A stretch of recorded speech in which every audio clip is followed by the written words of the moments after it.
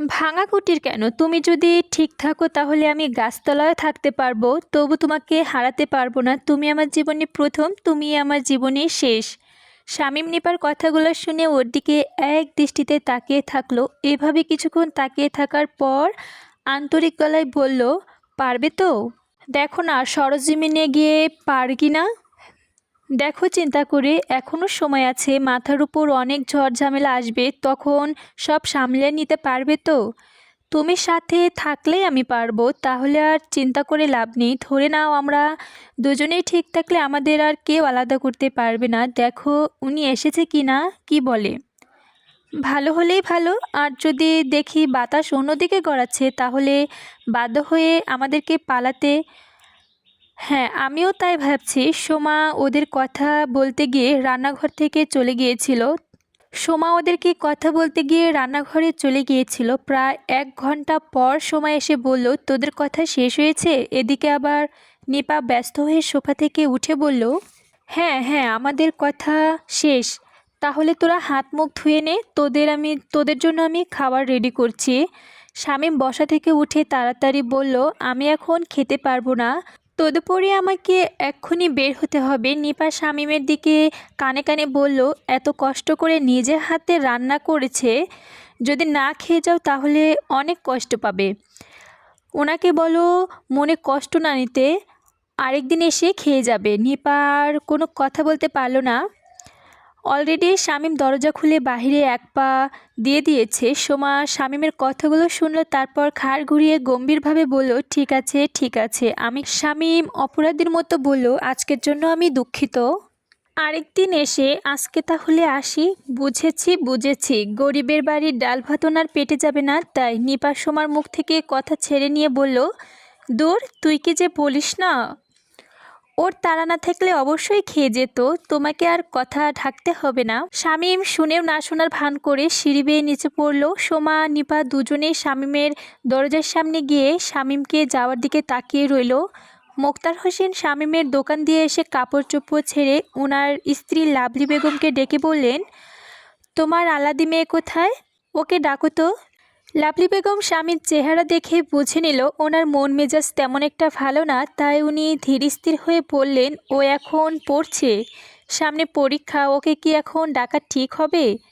মুক্তার সাহেব কড়া গড়ায় বলে উঠলেন, তোমাকে যা বলছি তুমি তাই করো। লাভলি বেগম আর কথা না বাড়িয়ে নিপাকে ডাকতে চলে গেল। ওদিকে মুক্তার সাহেব হাত মুখ ধুয়ে ড্রেসিং রুমে এসে সোফার সেটের উপর পা উঠিয়ে বসলেন। নিপা ওর বাবাকে কোনোদিনও ভয় পায় না, তাই কেন জানি ওর বাবার সামনে আসতে ভয় পাচ্ছে। তবু নিজেকে শক্ত করে ড্রয়িং রুমে এসে ঢুকলো। ঢুকে আস্তে আস্তে গলায় কাপা গলায় বলে উঠল, আব্বু আমাকে ডেকেছিলেন? মুক্তার সাহেব গম্ভীর হয়ে ওর দিকে না তাকিয়ে বললেন, হ্যাঁ, তোকে ডেকেছিলাম, পাশে এসে বসো, কথা আছে। ও বুঝতে পারলো খবর বেশি একটা ভালো না, তাই ওর শরীর থর থর করে কাঁপছে আর বারবার গলা শুকিয়ে যাচ্ছে। লাভলি বেগম চা আর বিস্কিট নিয়ে ঢুকলো। ঢুকে মুক্তার সাহেব চা দিতে দিতে নিপাকে বলল, কিরে তুই চা খাবি? কয়েকবার জিজ্ঞেস করার পর নিপা ঠোক গিলে বলল, না আমি খাবো না। পারলে আমাকে এক গ্লাস পানি দাও। মুক্তার সাহেব চায়ে চুমুক দিতে বলল, তুমিও বসো।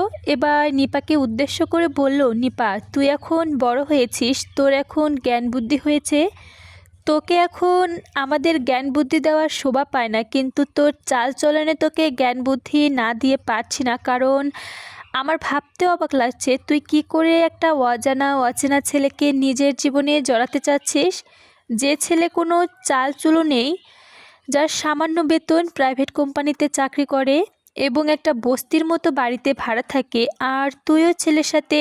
ছি ছি, তুই যা আমার মেয়ে এত নিচে নেমে যাবি আমি ভাবতেও কষ্ট হচ্ছে। আমি বেঁচে থাকতে ওই ছেলের হাতে তোকে কোনোদিনও তুলে দিতে পারবো না, তুই ওই ছেলেকে ভুলে যা। আমি জানি তুই আমার মান সম্মান কোনোদিনও ডুবাবি না।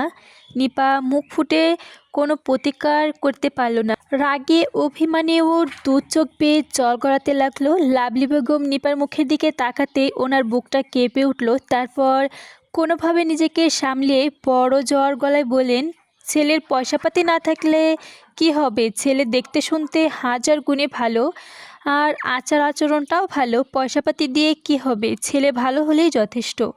আমাদের তো পয়সা আমাদের তো আর ৫-১০টা মেয়ে না, আর একটা মাত্র মেয়ে, দরকার হয় ছেলেকে টাকা পয়সা দিয়ে ব্যবসায় লাগিয়ে দিব, তবু আমার মেয়েকে। মুক্তার সাহেব লাভলি বেগমের মুখের কথা কেড়ে নিয়ে রাগান্বিত গলায় বলে উঠল, চুপ করো তুমি, যা জানো না তা নিয়ে বক বক করবে না। ছেলের সুন্দর দিয়ে পানি খাবে, ছেলের আসল পরিচয় জানো? লাভলি বেগম কিছুক্ষণ চুপ করে থাকলো, তারপর আশ্চর্য হয়ে বলল, না তো, তাহলে কি করে বললে ছেলে? কি হয়েছে খুলে বলো, ছেলে কি কোনো? তোমার মেয়েকে জিজ্ঞেস করো। এতদিন যার সাথে চলাফেরা করে ঠিক করলো জীবনসঙ্গী করবে, তার আসল পরিচয় কি জানে? লাভলি বেগম চিন্তিত হয়ে নিপার পাশে গিয়ে বসলো, তারপর বলল, আন্তরিকতায় গয়ে বলল, মারে তোর বাবা এগুলা কি বলছে? ওর এমন কি আসল পরিচয় আছে যার জন্য তোকে ওর হাতে তুলে দিতে পারছে না? খুলে বলতো দেখি মা। ওর এমন কি? নিপা চোখ মুছতে মুছতে স্বাভাবিক গলায় কান্না জড়ানো কণ্ঠে বলল, আমি ওর এমন কোনো পরিচয় জানি না, শুধু জানি আমি ওকে ভালোবাসি। আর ওর কোনো পরিচয় জেনে কি করব আমি? পরিচয় দিয়ে কি হবে আমার? ওর সুন্দর একটা মন আছে, এটাই আমার কাছে বড় পরিচয়, এছাড়া আর বেশি কিছু নয়, এবং এছাড়া কোনো কিছু আমি আশাও করি না। মুক্তার সাহেব নিপার কথাগুলো শুনে রেগে ঝাড়ালো গলায় বলে উঠলেন, তুমি তো কচি খুকি, এছাড়া আর কি বুঝবে? এ হারামি যে তোর সরলতার সুযোগ নিয়ে তোর সাথে বড় প্রতারণা করছে, তোকে একটা বারও বুঝতে দেয়নি। যদি বুঝতে পারতি, তুই নিজেই হারামিটার কাছ থেকে দূরে সরে যেতি। ভুল তো এখানেই। লাভলি বেগম অস্থির হয়ে বলে উঠল, কি এমন প্রতারণা করেছে খুলে বলো তো, তারপর না হয়। ও তো আর বাচ্চা মেয়ে না যে বুঝবে না। তাহলে শোনো, ওই ছেলে সব চাইতে বড় হারামি, জন্মের পর মাকে খেয়েছে এবং সাথে বাবাকেও, তাই ওর চাচা ওই পাপী ছেলেটাকে বাড়িতে না রেখে অন্যের বাড়িতে পালক দিয়েছে। যার সাথে পালক থেকে বড় হয়েছে তারাও কোনো দিন চাল চুলো নেই। এখন তোমরাই বলো, কি করে ওই পাপী ছেলেটাকে তার হাতে আমার মেয়েটাকে তুলে দেই? ওই নাস্তিক ছেলের হাতে মেয়েটাকে তুলে দিলে আমার মেয়ে ধ্বংস হয়ে যাবে, তা আমি কোনো দিনও সহ্য করতে পারবো না। ওকে বলো তুমি ওই ছেলেটাকে ভুলে যেতে। ওর বাবার কথাগুলো শুনে নিপার শরীরটা জ্বালা দিয়ে উঠল। উনি কোনো মিথ্যা কথা বলে না, তাহলে কি এই সত্যি শামীম পালক ছেলে? ও তো কোনো দিনও বলেনি যে ও পালক ছেলে মানুষ হয়েছে। তাহলে কি ও আমার সরলতার সুযোগ নিয়ে এতদিন আমার সাথে প্রতারণা করে আসছে? সি সি শামীম, তুমি এত নিচে নেমে যেতে পারো? তুমি এত জঘন্য, আমি জানতাম না। তুমি সত্যি কথাটা বললে আমাকে এড়িয়ে চলতাম না, কিন্তু এখন চলতে তুমি বাধ্য করলে। তোমাকে নিয়ে আমার অনেক স্বপ্ন ছিল, তুমি আমার স্বপ্নকে কাচের দেয়ালের মতো ভেঙে চুরমার করে দিয়েছো। না, আমি তোমার মতো প্রতারককে এতদিন অনেক ভুল করেছি, আর না, এখন যদি তোমার জীবন থেকে আমি সরে না দাঁড়াই, তাহলে তুমি আরও প্রতারণা করবে আমার সাথে। এ সুযোগ আমি কোনো দিনও তোমাকে দেব না। আজ থেকে তোমার পথ আলাদা, কিন্তু আমি তোমাকে কি করে ভুলি? এই কথাগুলো ভাবতে ভাবতেই নিপা কান্নায় ভেঙে পড়ল।